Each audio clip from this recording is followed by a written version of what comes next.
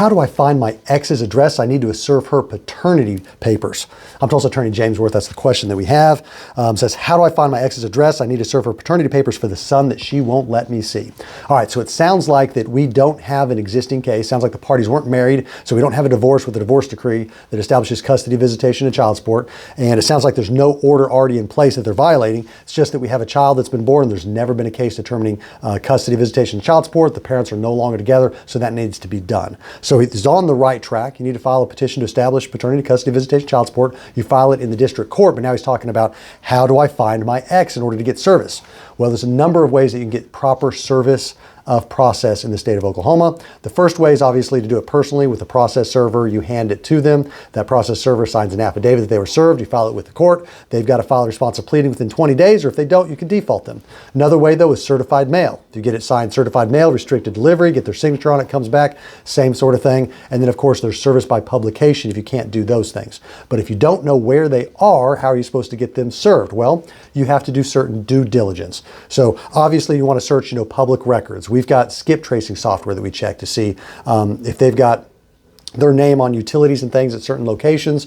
That information is going to show up in records that get to these skip trace databases that lawyers can serve, and bail bondsmen, private investigators, different people can search. And then you pull up that information. You can find good addresses. That's great.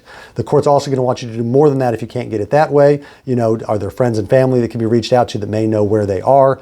You've got to do all of those things in order to try to locate them. But if after all of that you can't locate them, you can hire a process server to use their tools. You can hire a private investigator to use those tools. But ultimately, if you can't locate them, then you can go to the court.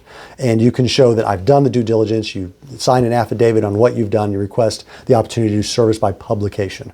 And if that's granted, then you do service by giving notice published in a local legal publication. And then once that is out, they need to file the response of pleading. If they don't, then you can still default them. So the main thing that I want to convey is that in any circumstances, it should be possible to get service.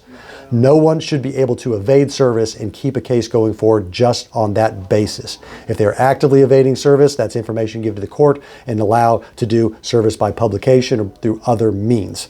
But as far as finding an address, we use skip trace software to try to locate addresses, but you'll certainly want to talk to friends and family. You may want to, the court may want you to give notice other ways as well. If you're going to do service by publication, they may say, hey, if you have an email address, send it there too. If you have an account, you can message them on Facebook, give them all the notice that you can, give them every opportunity to respond. But ultimately, the fact that they're making it difficult to be served, or the fact that you just don't know where they are, shouldn't stop your case from moving forward.